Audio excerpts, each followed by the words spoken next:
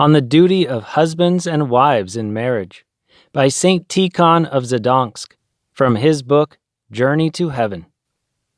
First, the husband as well as the wife must come to marriage by voluntary consent and agreement, which is also why the priest asked both persons at the crowning, "Hast thou a good, free, and unconstrained will, and a firm intention to take to thyself whom thou seest here before thee?" For this reason a marriage decidedly must not take place without the consent of both parties. And priests that see a lack of consent in either party and yet crown them, sin gravely and are subject to canonical punishment. For from this proceeds every evil in marriage. Second, those that correctly enter into marriage ought to preserve love and faithfulness to the end of their life. Third, the husband must not abandon his wife, nor the wife her husband until death, but according to their vow and consent they must remain inseparable to the end. Fourth, the husband and wife must lay virtue, and not passion, as the foundation of their love. That is, when the husband sees any fault in his wife, he must nudge her meekly, and the wife must submit to her husband in this. Likewise, when a wife sees some fault in her husband, she must exhort him, and he is obliged to hear her. In this manner their love will be faithful and unbroken, and thereby having mutually composed their happiness, they shall take pleasure in the virtue. There is a custom that some men leave their wives, and some wives leave their husbands, under the pretense of abstinence.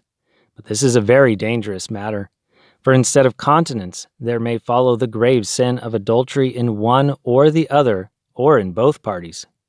When the husband leaves his wife and the wife sins with another, then the husband is responsible for this sin, as he gave his wife occasion for sin. Likewise, when a wife leaves her husband and the husband sins with another, then the wife is guilty of that sin, for the same reason.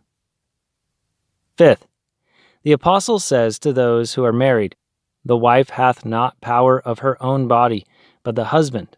And likewise also the husband hath not power of his own body, but the wife. Defraud ye not one the other, except it be by consent for a time, that ye may give yourselves to fasting and prayer." And so on. The meaning of the apostle's saying here is clear. Sixth, those living as spouses, and above all, priests and deacons, should remember that they are Christians, that they confess the holy name of God, that they call upon and pray to God, that they partake of the holy mysteries of Christ, and so on. And therefore the apostle tells them that they must not live in their marriage as the heathen do, that Satan tempt you not for your incontinency. Seventh, a man must not treat his wife as a slave, but as a helpmate, but the wife ought to submit to her husband. As the apostle teaches, "Wives, submit yourselves unto your own husbands as unto the Lord." And a little further, "And let the wife see that she reverence her husband." And in another place, "Wives, submit yourselves unto your own husbands, as it is fit in the Lord." When the husband and the wife are of the same character and of good morals, then the marriage will be happy and excellent, for there will always be unanimity, agreement, and peace among them, in which consists great happiness. "Behold now what is so good or so joyous as for brethren to dwell together in unity," says the prophet. But because Satan, the enemy of human souls, attempts to break the union of love and agreement, then the husband and wife must condescend to any infirmity that the other may have, and suffer each other with love, and thus concord and peace will be preserved. Eighth, when either the husband is of good character and the wife is of bad character, or the wife is of good character and the husband is of bad character, then perpetual suffering and a cross will ensue for the party of good character. Then in that case he must apply patience, and endure and overcome whatever evil may occur with patience. Ninth, we see in history how many wives have corrupted their husbands and brought them down with them to destruction.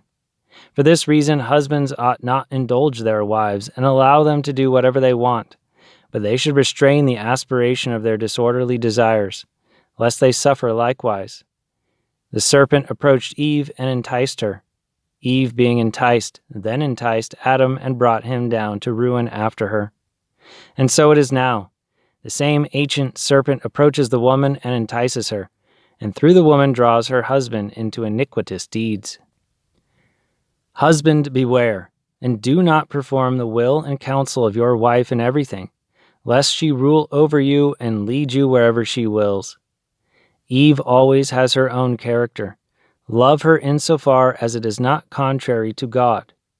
According to the word of the apostle, let her reverence you, and not you her, and let her be obedient to you, and not you to her.